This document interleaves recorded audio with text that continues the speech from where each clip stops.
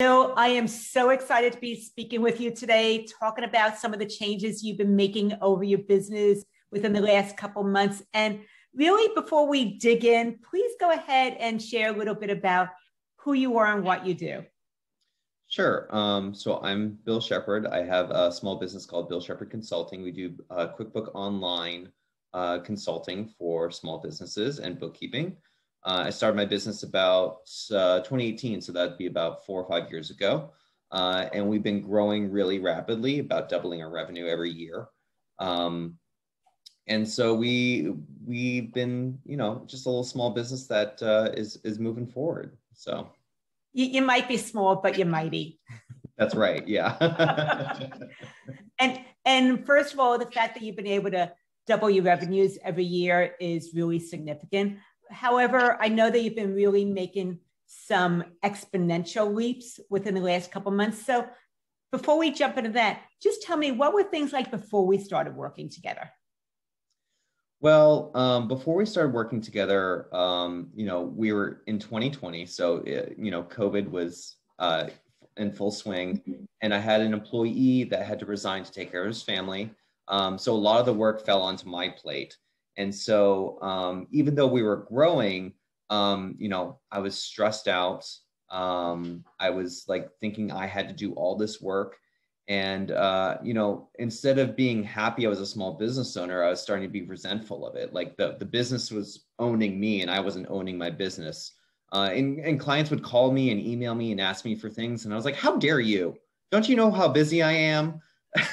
And so it was not a very positive or productive environment for me to be in. So, and I didn't know how sustainable that was going to be. I didn't know how much longer I could be on that track. I was getting burnt out. And even though I was making money, it wasn't worth it to me. So I knew I had to reach out and find a way that I could change my business so that I could continue to grow and make money, but I wasn't going to be broken by this business. Mm-hmm. I think that the broken part, the burned out part, is probably more common than most people care to admit. Was there something specific you were looking for as far as help when we first met? Well, I had started with value pricing. No, let's say this. I started with fixed pricing. So there's a difference between offering a flat fee service and offering a value-based service. And so I had started with that, and Loren, I actually learned of you taking a webinar with Lean Law, because I had a lawyer client before. And so, I was signed up with your emails, and it said, earn more money and spend less time in your business. And I was like, yes, that's what I want. And so I was trying to find a way where I could increase my revenue without having to do all the work myself. And so that proposition sort of intrigued me. And so converting from, offering hourly and flat fee to a more value-based approach, learning how to do that with my clients was intriguing to me. I think that a lot of times people see the flat fee and the value-based interchangeable because they're both set fees. Right. How would you differentiate the two? What have you been able to see? Well, I think the difference for me was flat fee was kind of a compromise of hourly. And it was saying, I will provide these services, X, Y, and Z things. I will do, my flat fee will be dependent on the input, how much work we put into doing the books, how much work we put into doing the payroll. And so the more stuff that we have to do, the higher the flat fee. Whereas a value-based approach for me was more like, here's the price and here's everything that you're getting for it, including my years of experience and my education and my expertise. And you'll be able to do all these things that you want to do for this fee. So it was more looking at it from what the client was getting, the output, as opposed to what we were doing for them, which was the input, and understanding that they didn't care what we were doing so long as they got what they needed was the switch that it needed to happen. And I just want to reframe part of what you were saying, because it is so important and sometimes difficult to grasp. is that you went from focusing on the functions that you were doing and calculating that to come up with your set fee. Mm-hmm. And now you are actually leading with your highlight of what it is that you know, your expertise, and really looking at the outcomes of how they could benefit, including the fact that it just frees up time for them to be able to focus on the things that matter most to your clients. Exactly. Would you say that that's part of what you saw or transitioned when you went to the value-based pricing? Yeah, not only that, but, you know, I have a master's in business. I've run several small businesses. I've, you know, worked in like high level accounting. I wasn't factoring any of that into my flat fee. Mm-hmm. The fact that I knew what I was doing and I was really good at it did not reflect in my flat fee. But in my value-based services, that's the first thing to think about is think of all the experience and expertise and advice that I'm going to be giving this client that they will be benefiting from. Mm-hmm. And they're happy to pay for it. Mm-hmm. Yeah, you're no longer sweeping that under the rug. You're actually leading with it now, which is really one of those things that starts to differentiate you from everybody else doing something similar. Mm-hmm. And your clients saying, you are absolutely the one, Bill. And with that in mind, when we were talking about moving in this direction, did you feel that there were any obstacles coming up for you that was getting in the way? Yeah, a lot of the obstacles that I had were sort of my own mental blocks. Like I knew what I wanted to do, but my brain just wouldn't let me do it. You know, my brain would say things to me like, you can't charge this amount of money. People will be mad at you. They will laugh at you. You don't deserve this amount of money, right? There are other people that are smarter and better at this stuff, and they don't even earn this type of money. How dare you? And so kind of getting over that those mental blocks, and also thinking that I was the only one that could do the work. I have a staff of 4, mm-hmm. and I was not delegating to them because I thought for some reason I was the only one that could understand doing what I was doing. And so a lot of that stuff was just all built up, and what I was saying I wanted was not the same as what my brain was telling me. Mm-hmm. So trying to break through that was a huge thing for me. You were mentioning delegation. Can you give a specific example maybe of how you were able to get something off your plate that you thought you were the only one that you could be doing it? Yeah, I have a great example. I have a high touch client that needs they have a specific software that they use for their invoicing and procedures. And I had worked with them before, so I knew the software pretty well. My staff did not know the software. So obviously I thought whenever an invoice had to go out, I was the one that had to do it because I knew the software very, very quickly. And so I could produce those very fast. And it was taking up about, I'd say 4 to 5 hours a week of my time that I felt like I just had to do this because I was the only one that knew how to do it. But then I thought, well, how long would it take me to train someone else to do this? Probably 4 or 5 hours. So I'm sacrificing 4 or 5 hours in 1 week to gain 4 and 5 hours every other week of my life, which seemed like a pretty good trade-off to me. So, you know, I trained my staff. We did a Zoom call together. We recorded the Zoom session, and I put that into a training folder on Dropbox, a shared folder, so they could go back and review it whenever they needed to. And, you know, after walking them through it a couple times, they were off, they were doing it, they got it, they learned it. And, you know, I have 4 extra hours a week now.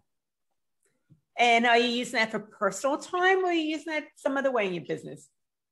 Well, most recently it's been for client development and taking new business meetings. So I've allowed space now to do the things that I need to do in order to continue to grow my business without having to worry that I'm not going to be able to handle it. In fact, I do need to hire more people now because I have so much time to take in the incoming messages and the referrals that I'm afraid I'm going to run out of staff time. So I have to start hiring people because I'm getting so much more business because of the space I made for myself. That's a problem with luxury, Bill. So kudos to you. Yeah. And part of what happened by being able to delegate something, a task that you thought you were the only one, it freed up time for the business development. And that is really something that probably you were the best person to be doing for your practice, is focusing on how to be able to expand it and actually free yourself out of the day-to-day tasks. Yeah. So wanted to really appreciate you sharing how you were able to kind of make that happen. And as we're kind of moving forward, any specific strategies in addition that you've found have helped to increase your revenues as well as continuing to free up time for you? Well, we did the profitable cleanup formula together, and that was very helpful for me in sort of capturing dollars that I was leaving on the table. Doing the paid diagnostic, doing a paid cleanup. Beforehand, I would take bookkeeping jobs sight unseen. Just, okay, you told me you had this many accounts and this, and then I get into there and it is not what they said it was going to be. And I was just under the assumption, okay, I'll just make it up. All these hours that I'm putting in the cleanup, I'll just make up with a monthly fee. So I'll just recoup it eventually. But apparently, diagnosing and cleaning up books is very valuable to clients, even without the monthly fee, and something that they're willing to pay for. So something that I was not charging for, they were actually willing to pay me money for. So I was just leaving money on the table. And I've done, 4 paid diagnostics in the last month. And I've done 2 cleanup jobs and added $10,000 to my bank account for money I would have just never charged for. Okay, so from 4 paid diagnostics and 2 cleanup jobs, you were able to bring in an additional $10,000 in revenues. In about what time frame would you say that happened? A month. Okay, just in 1 month from that one particular way that we found actually a new stream of revenue for you. Exactly. Yeah. So that was one of the great strategies I implemented right away. And so I'd like to just narrow this down a little bit more because I love hearing the numbers. If you can give an example of what is it that you're charging for the diagnostic, which you weren't doing before, and how are you pricing the cleanups now differently because you're really getting in and seeing what it is that they need, you're fully scoping it out? So my diagnostics are $400. And usually after a call where I explain, what I do and that sort of stuff, I'll ask them right away. I say, do you want me to go ahead and start the process? I have another client meeting after this, and they're probably going to hire me for it. And so my availability is very limited. If you want me to go ahead and start, I can do that. We'll just do the cleanup for now. And then, we can check in a week afterwards, and I'll give you the rundown on the cleanup and what the cleanup will cost.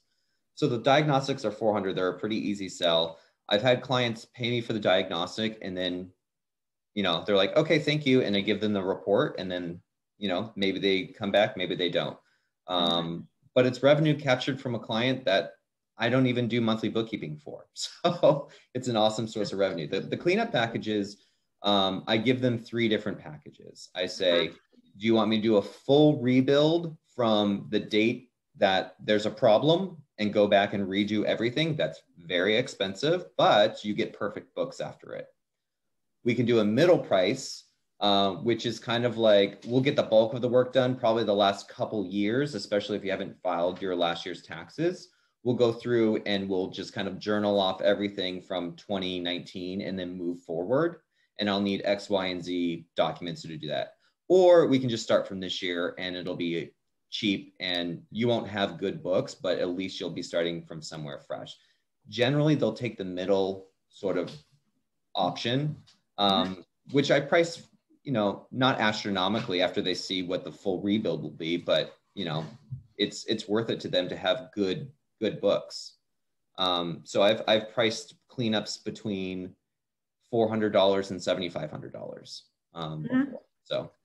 Oh, okay. And just one more thing about that. With the $7,500 cleanup, what would you have priced it before we started working together? Oh, I would have been too scared to ask for that kind of money. I probably would have done $1,800, probably at the most. That's the most I've ever charged for a cleanup, was $1,800 before. And that was based off of taking my monthly fee and cutting it in half, and then multiplying it by a certain amount of months. So Yeah, probably no more than 2,000. Okay, you went from what your top would have been of 2,000 for a cleanup, and then you were able to go ahead and charge $7,500. Did they say yes to that? Yeah, they said yes, and we want to pay in full today. So, okay.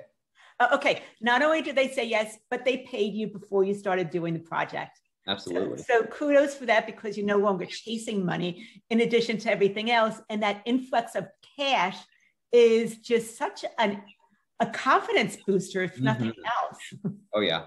There's nothing like seeing that deposit hit your bank account and being like, yes.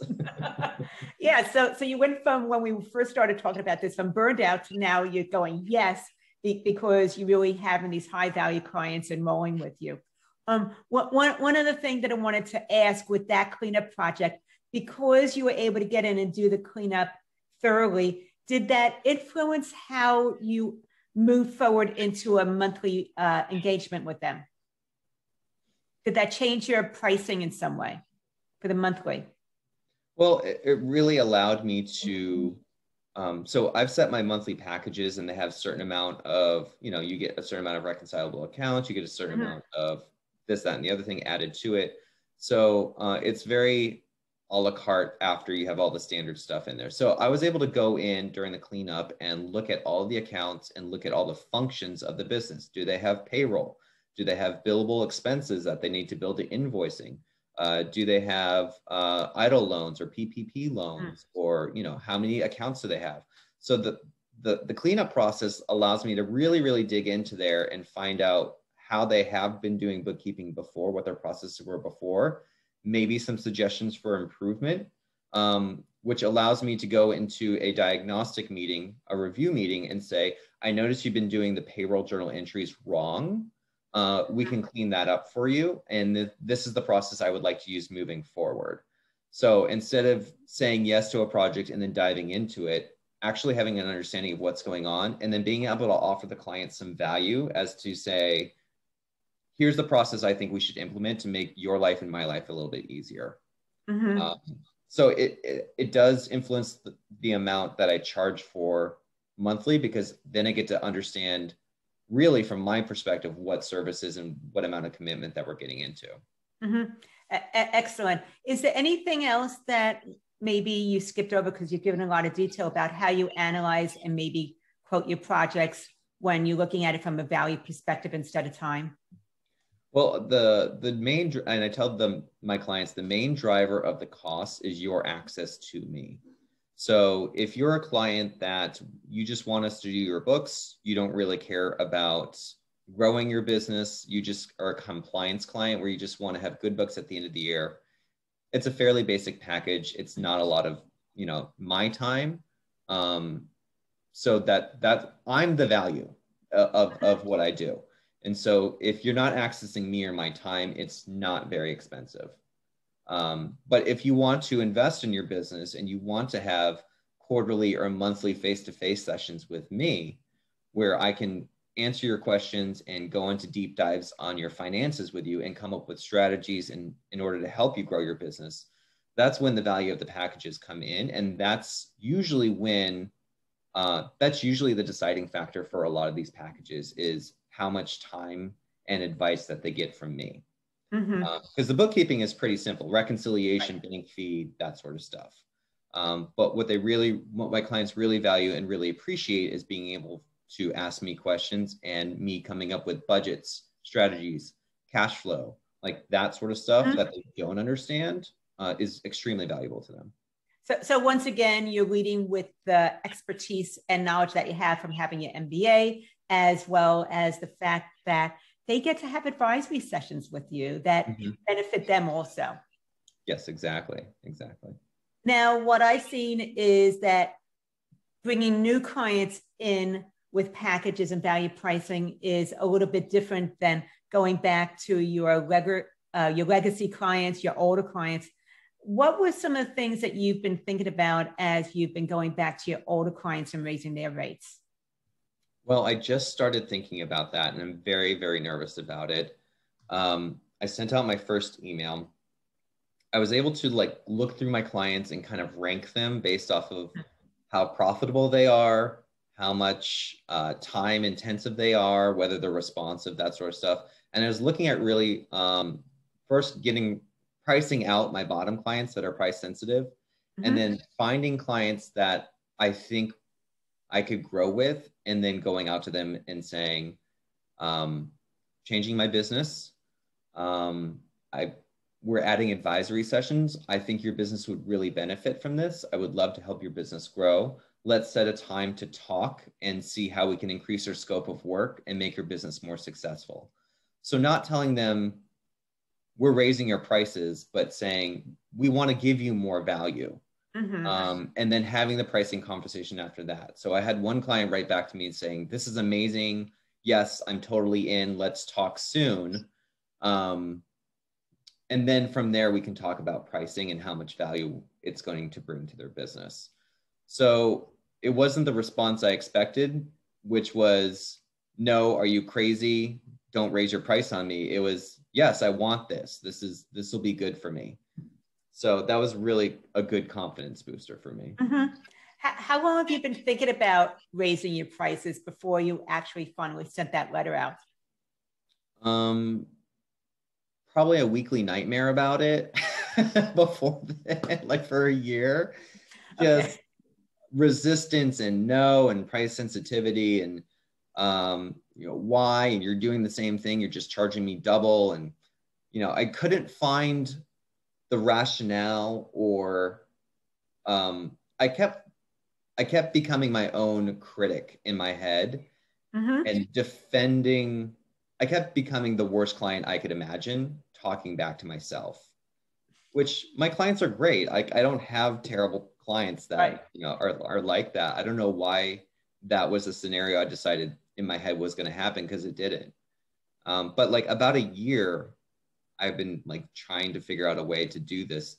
And I was able finally to start having those conversations.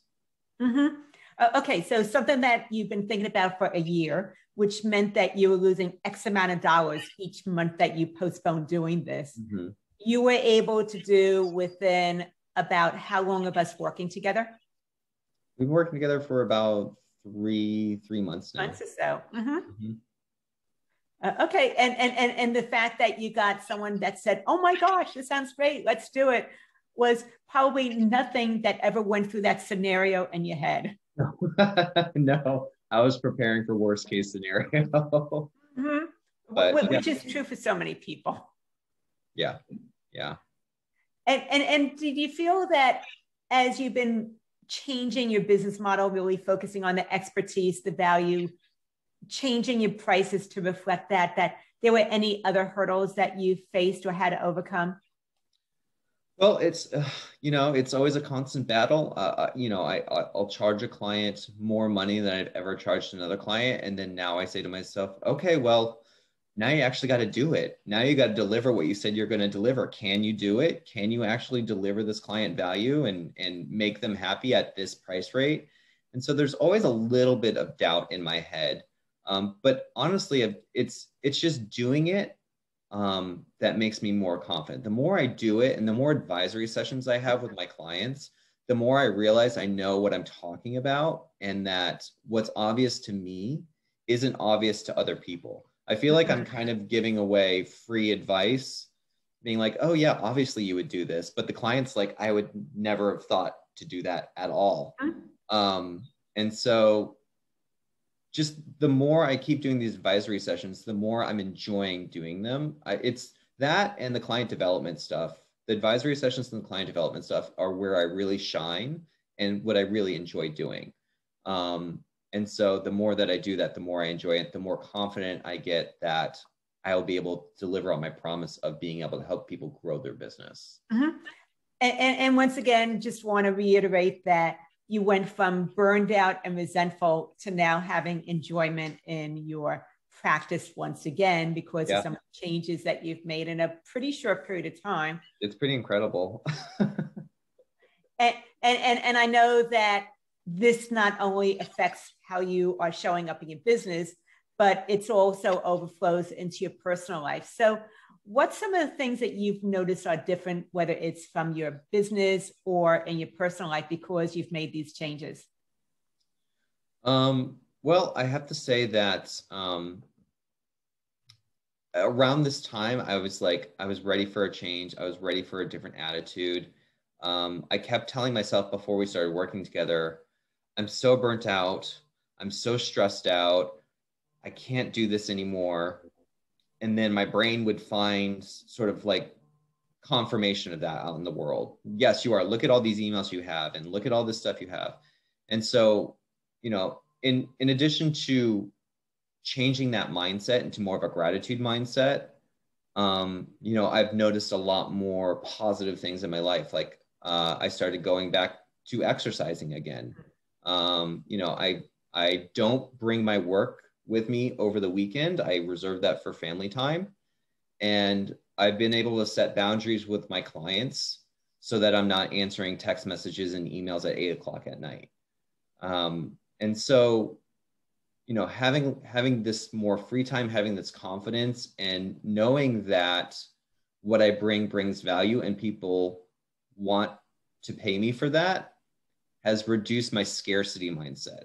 My mindset that if I don't pick up this phone call, they're going to fire me and then I'll have no money and I'll be poor and homeless. It's a real big leap. But Okay. switching that mindset from scarcity to abundance, and knowing how much value I bring to my clients and how much they're willing to pay me for my advice has really changed my mindset of all things.